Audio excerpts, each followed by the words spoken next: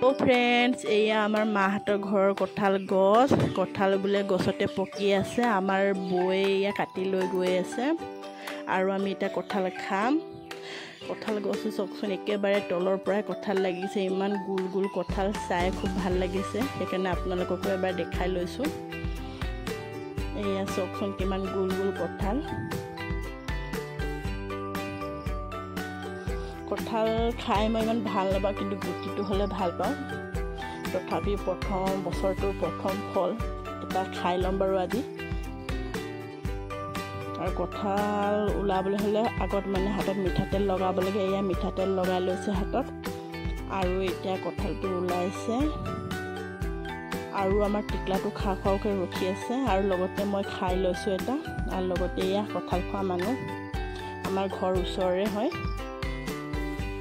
এয়া আমাৰ বৌ খাইছে, লগতে ময়ো খাইছোঁ। Bye bye.